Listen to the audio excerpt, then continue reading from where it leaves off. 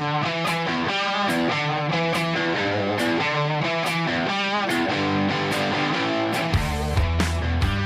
is the New York City FC Pregame Live. Today, New York City FC head across the Hudson River to play the Red Bulls in the Hudson River Derby. Now, here are your hosts, Crooks and Matty Lawrence.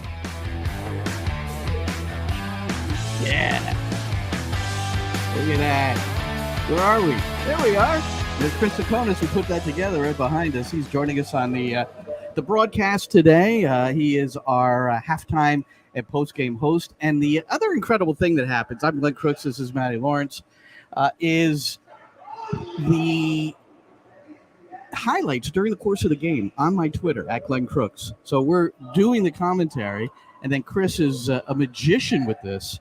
So if Castellanos scores a goal today, moments after that, when he does, that highlight will be up at Glenn Crooks. So the goal today, well, it would be big, and it's match day 21, but just the 20th match of the season for New York City, 21st for the Red Bulls. It is the Hudson River Derby. We are at Red Bull Arena, where New York City has struggled mightily over the years. How's this for a record here at Red Bull Arena against the Red Bulls in the regular season of their rivalry? 1 win, 7 losses, 2 draws. So it hasn't been a particularly favorable spot for New York City. A little bit later on, Matt Harmon, an interview I recorded with Matt last night, in fact, from my basement. I don't know where he was, but he's the radio commentator for New York Red Bull, so he's going to provide some perspective. I think it's great in this rivalry to understand what's going on with both sides. And it's the 20th regular season meeting. 6 wins, 10 losses, 3 draws for New York City. Then they've had that U.S. Open Cup, 0-3. New York City's been outscored 8-0 in the U.S. Open Cup, those 3 matches against Red Bulls, including earlier this year, June the 22nd, a 3-0 loss here at Red Bull Arena. There were 3 red cards, which we think will provide some maybe drama or excitement or fireworks or something like that here today. But, Matty, as I introduce you, before we get into all that, I think there's a backdrop here today, and there'll be a backdrop every match until Tati Castellanos transfers, I think, because we've heard his post-game comments after New England on 2DN. He spoke in Spanish. It was translated quite clearly that, he's ready to go, which he has stated, but I think it's more adamant at this point. Yeah. So the way I'm looking at Castellanos is that every game we do, let's enjoy it, because it could very well be his last. No, I agree. I didn't think he'd be here now. I thought after his performances last season, I thought the latest he would have left would have been July the 1st, because that's when contracts run out back in England. That's when pre-season normally starts, July the 1st. I thought he would have left then. I'm incredibly surprised. I'm surprised that teams in England haven't had a punt on him, so to speak. I think I'm right in saying that it's $15 million that NYCFC want. That's nothing. And I'm not being flippant about money. It's a lot of money for you and I, but for teams in the Premier League, it's absolutely nothing. It's not even a gamble. It's a no-lose gamble, because even say he went to West Ham or he went to Leeds, one of those clubs, a Fulham, somebody like that, the $15 million, even if he went there and was a failure, they could sell him for 10 and they'd only lose 5. That's no money. It's a no-lose gamble. I'm surprised he's here. I've been very impressed with his attitude, because he easily, which players do it around the world, throw their toys out the pram. Well, this is where I think he's been grown up about it. We know that there are players, you could probably list them, that don't show up for training, object in certain ways like that. Force the move. Yeah. And either force the move or force the price tag to come down as well by literally just going on strike. And players have done that around the world. And Castellanos has shown a level of maturity. Yes, it should be expected. Yes, he's signed the contract. Yes, he's a professional. But he's done it, above and beyond. He's been brilliant. He's not pulling out of headers. He's not pulling out of tackles. He's not playing scared of getting injured. And I think I think players around the world would be a little bit worried about it, a little bit skeptical about going in for 50-50s or 60-40 against, when you know that you've got a forthcoming move on the horizon. And for me, I think he's done his time, so to speak. I know he's not in prison here, but he that's the way he time. Feels. He in that 2DN interview, I won the Golden Boot, we won MLS Cup. I feel like I've given 4 years, so now's the time. And And you wonder if the club is considering, moving in a slight anyway downward direction as far as their demands to maybe help make this happen. It's hard because there's an agent, there's Tati, there's the club, and I'm sure there's others I'm leaving out that play a role in all this. Absolutely, and I think now is the time he has to. It has to be in the next week or two. Otherwise, I almost don't envisage it happening because the season will be upon us soon in Europe. We know that I think it's starting a week earlier. Certainly, the Premier League is starting a week earlier because of the World Cup, obviously in November and December. This is the time to go because wherever you're going to go, you want to have 3 or 4 weeks of pre-season training to get to know your mates, to get to know the language a little bit better, to get to know where you're going to be living. The closer and closer, what are we, July the 17th? Already, we're now only really 2.5 weeks away from the season starting in England. That's not enough time to go and get yourself embedded in a club. It's already going to be difficult for him. So it has to happen, I would say, this week. And he's drawn such respect around the league. And I think we both like Jim Curtin. Yes, so they permanently, that is the Philadelphia Union, signed Julian Carranza. He had been on loan from Inter Miami, one of those rare internal MLS loans. And before they played Miami, actually, they signed him so he could play the second half. Otherwise, he wasn't going to be able to play against the team that loaned him out. But here's the quote from Jim Curtin regarding Tati Castellanos and his new signee, Julian Carranza. He said, quote, "We'll hold him to the standard of being the next Tati Castellanos. I'm going to keep saying that name, and it's going to probably drive him nuts. I hope it aggravates him." That's pretty interesting. That is, and every manager or head coach in MLS would want Tati Castellanos as their centre forward. Yeah. I mean that even somebody who's got Higuain, even somebody who had Ibrahimovic before. Nobody has the work rate and the ethic or the work ethic that Castellanos has. Forget the goal scoring. The goal scoring's a separate. Yeah. His work ethic, he's making it difficult for the opposition. Any centre half in this league will tell you that he's the hardest centre forward to play against in terms of physicality. They will have bruised ankles, a cut on the nose, a cut on the forehead, because he's aggressive and physical and he makes life difficult for the opposition. Add to that the fact that he's one of the best goal scorers in the league, and you've got a wonderful player. And it's no wonder Curtin's saying to his new signing, be the next Tati Castellanos. Unfortunately, Carranza won't be the next Castellanos. I don't think that there's anybody else, maybe not in the world, but certainly that we're going to see in MLS, who has that work ethic and that drive and desire, not only to win, but to be aggravating, to be that pest. And it's the pest I'm talking about. The goal scoring thing, again, totally separate.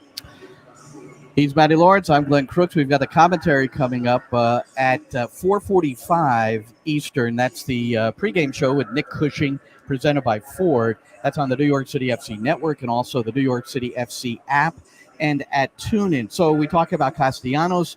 I had a sit down with Eber last week when the team was in Dallas. Really great conversation. But part of it was, is he ready to replace Castellanos, who may be on the verge of departing?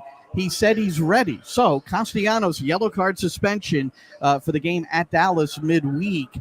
A game won by New York City 1-0. How? Well, let's listen. Ferreira hassling Alfredo Morales, and Morales was on an island.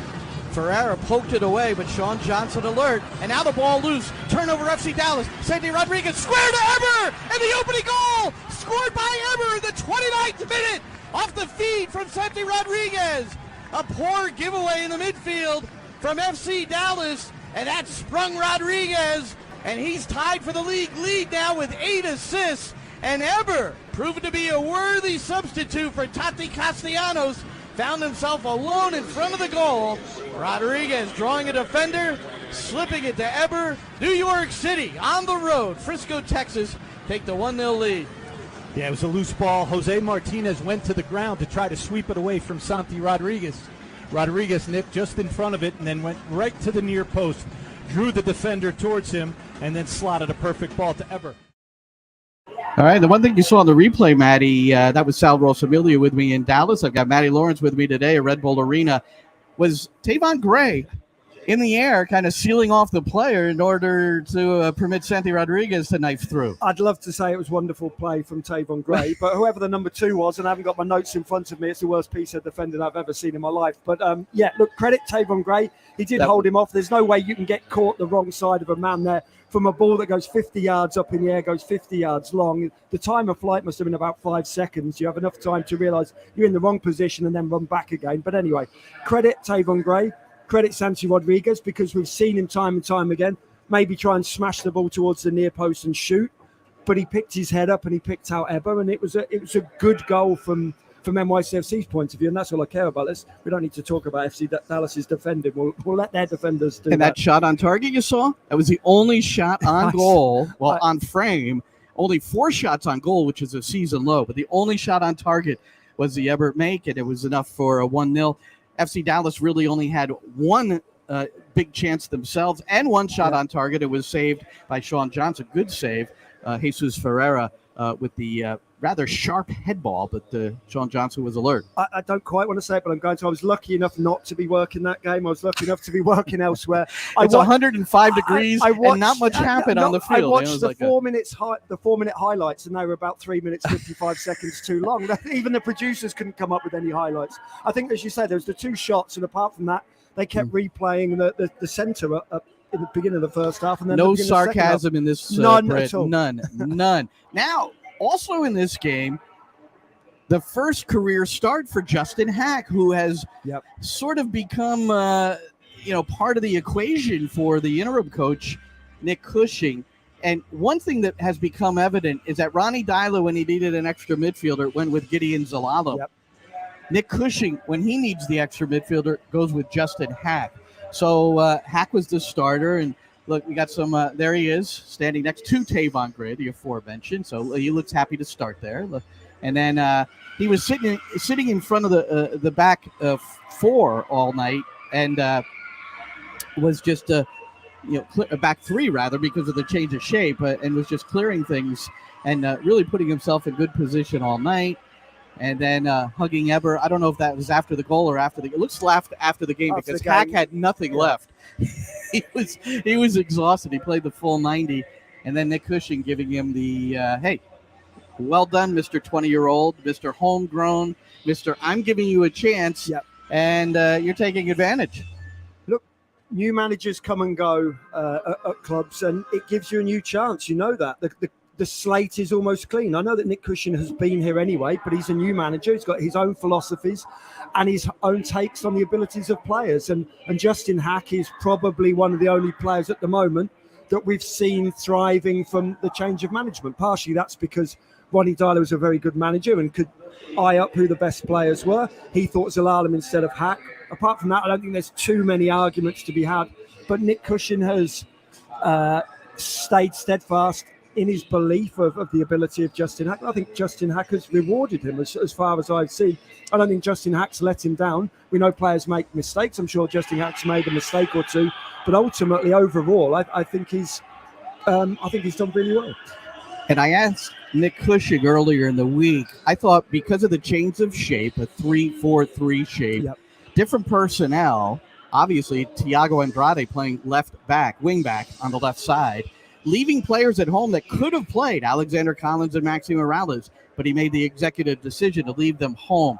So it seemed to me that should be brought up, that it seems like it's becoming his team. I think it's fair to say that this past game, the Dallas game, maybe was your first opportunity to have an imprint as the head coach, because you decided to change the shape and different personnel and leave 2 guys that probably could have played home.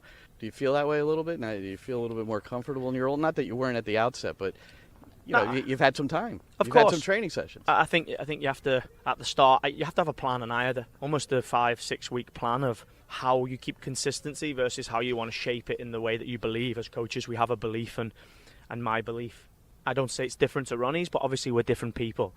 So we wanted to keep consistency, and we wanted to keep the team settled and understand that we didn't have so much training time. But as it goes on, I think you have to go with what you believe and where your head is. And the Dallas game was, like you say, probably the first game that we made 2 or 3 changes, and hopefully in the future we can continue to make, if there is changes, positive changes that help the team to win. So here's what he said to me, Matty, after the match. He said it really could go one of three ways in my interim managership.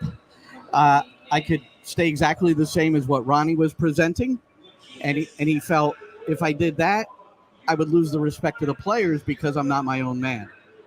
And then he said I could make changes and do different things and it not work out and fail, or I can be myself and do the things that I think are right and succeed. And he didn't say this, but I think what you would then assume is that he would get the permanent position if it works in his way, right? Yeah, of course. I think that's been alluded to by David Lee, hasn't it? That if it's successful, firstly, I don't think you put Nick Cushion in charge as the interim manager, and it's long-term interim manager, isn't it? Interim managers who are only going to be there for 2 or 3 games, they know it's very unlikely that they're going to get the job. But Nick Cushion, I think the illusion has always been there, it's always been alluded to, that he will get the job if he's successful. I don't think success means he has to win MLS Cup again, but I think it means he needs to get in the playoffs, of course. And I think it probably means they need to have a modicum of success in those playoffs as well. Yeah. And ultimately, along with that as well, he has to prove that he's capable of taking the team on from Ronnie Dyler as well. I think so far he's shown that he does have the ability. We're still very early on in his tenure, though, so I'm not going to make any predictions at all. It could have gone disastrously wrong against FC Dallas, leaving the players behind, the likes of, obviously, Alexander Carlins, and then they lose the game. You change the shape, you leave players at home and lose the game. Then you start losing, the support of the hierarchy and probably of the fans as well. The performance for me, I know I was joking about the fact that it was lacking in opportunities at both ends, but that doesn't matter for NYCFC. You go away from home, you keep a clean sheet, and you get 3 points. That's all that matters. Especially when it's midweek, it's 155 degrees, and you've had to fly 4.5 hours to Dallas. All that matters is the result, and he got it. And you have to credit him for having the strength of character and the strength of belief in himself to make the changes, not only in terms of formation, but leaving big-time personnel at home as well. That's right. That's brave.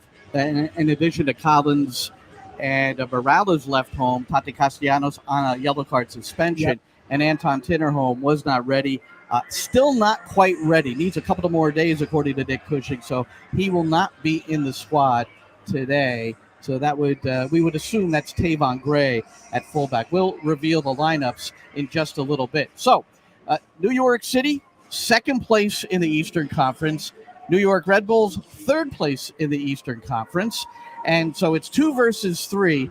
And the guy who does the radio commentary for the third place team right now is Matt Harmon. And he, like myself, has been in the booth for every Hudson River Derby, New York City against the Red Bulls. Today is at Red Bull Arena, and I caught up with Matt last night. All right, we're going to bring in opposition analysis, and it's from a guy that's been on the air for every Hudson River Derby with the New York Red Bulls. Today hosting New York City FC. He's radio play-by-play guy, Matt Harmon. Matt, welcome. How's it going? How you feeling about this one? What's going on? Feel good, right? I mean, who doesn't want to be part of these games? It was funny, Glenn. I talked the other day with Tony Miola and Brian Dunseth on Sirius, and I said the same thing. Like, at this point of the year, you kind of sign up for these games, don't you? When you have 2 teams right towards the top of the Eastern Conference, you know it's going to come down to the wire. So games now in July, to me, have just as much importance as games in September and October. And if anybody can grab 3 points out of this game today, clearly, at least for right now, you keep yourself right at the top of everything in the Eastern Conference. Well, a couple of things I want to go over with you here on the NYCFC pregame live, and for those, perhaps me included, curious about how you think the Red Bulls have accomplished this with 33 points, just 2 behind New York City, 3 behind Philadelphia, third place in the Eastern Conference, 9 wins, 5 losses, 6 draws. And, outside looking in, some are a little surprised by the success of the Red Bulls. I know you are not. Can you explain what has happened there?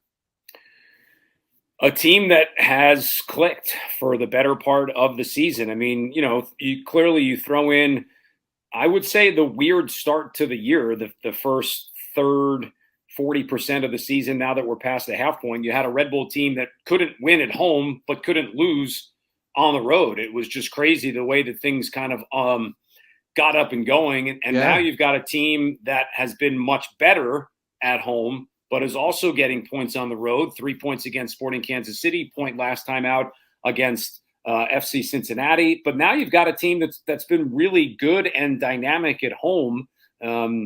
Dare I say, part of that has been that Open Cup win against NYCFC a couple weeks ago, which I thought was so important for this team, for the confidence to move forward and still be able to say they are in contention for some hardware. They'll have their semifinal game against Orlando coming up a little bit later on this month. But, getting that win, I thought was crucial and huge to this team overall.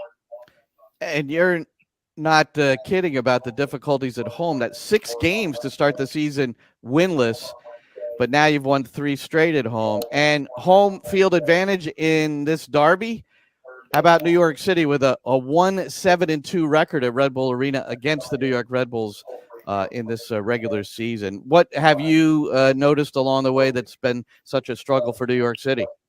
I always feel like, and my radio partner Steve Jolly and I, we've called pretty much every game of this derby together since it started in 2015, and I feel like there's so many times that during the course of the broadcast we say, can't believe that NYCFC continues to try and play out of the back, string passes together on their defensive half.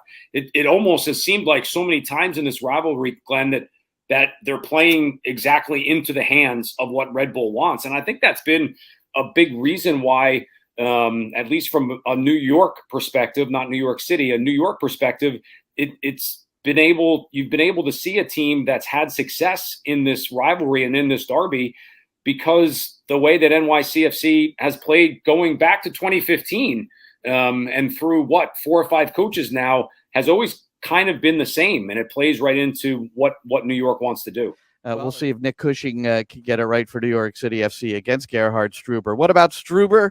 I mean, he's got to be a Coach of the Year candidate. And what is it about him that that has enabled the team to be in the position they are, and also obviously you got to get a response from your players?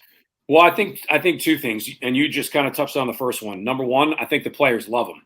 And that to me has been a little bit of an X factor with this team. The players love them. The players really enjoy each other from what I've seen. You and I both had the opportunity to be on the road with teams when they play away games. So seeing the camaraderie that has been built over the course of this season, it's a team that's definitely together.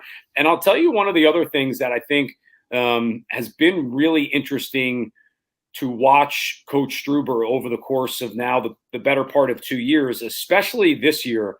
He has no problem changing formations, changing tactics, making tweaks that, even if you're a full-on soccer person, he enjoys the chess match, I think. You've seen a Red Bull team at times go in at halftime and come back out, and they are clearly given a message to change what they're doing, and it's worked so far, the better part of this year. You gave their record. I mean, they've played 20 games. They've gotten 9 wins, 6 draws, so you've gotten 15 results out of those 20 games.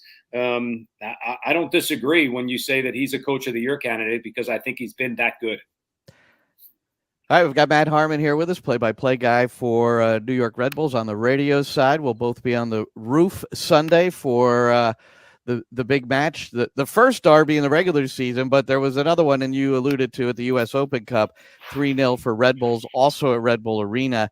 And U.S. Open Cup, Red Bulls versus New York City FC, has not been good for the City Boys. It's 8-0, outscored 3-0, the record. And that particular game, Matt, and, again, we've seen a number of crazy things in this rivalry. Last year, Patrick Klimala scoring the latest goal in the history of MLS when a penalty was called on Maxime Chanot. Interestingly, it would not be a penalty now because they've revised the handball. It hit the body, then the arm. Nonetheless, Klimala converted. But then this U.S. Open Cup match, fireworks to say the least at the end. It took a while to get the teams off the field, and and our boys Maxi Morales and Tom Edwards both got red carded after the game had concluded. So what do you expect? I mean, listen, I think that there's probably mutual respect, right, between the teams because they are two of the better teams in Major League Soccer. But let's not kid ourselves. These teams don't really like each other, Glenn. I mean, they just seem to, probably because it's contrasting styles, because it's been since 2015. It's been high energy. You've had, as you said, crazy endings to game. You've had lopsided score lines on both sides. And you've had those 3 games in the Open Cup, which Red Bull have all won. Now, these teams haven't seen each other in the playoffs yet, but I would imagine at some point that's going to happen. So consider the Open Cup, the elimination type games. Let's make it happen this year. But go ahead. I just think it's the players realize how important it is to have some bragging rights, to be part of this local derby, and I do genuinely think that they don't like each other, and I think it's as simple as that. And I think there's a lot of gamesmanship that goes on. You mentioned the Open Cup with the cards that came during the game, which clearly changed it. The cards that came after the game, which on Red Bull's case will change what they do against Orlando in the semifinals because they won't have Tom Edwards for that game. But all this stuff, from a media perspective, it makes it a ton of fun for us to talk about because there's all these little wrinkles and dynamics that do not go unnoticed. Well, New York City winless in their last 3 against the New York Red Bulls, all competitions.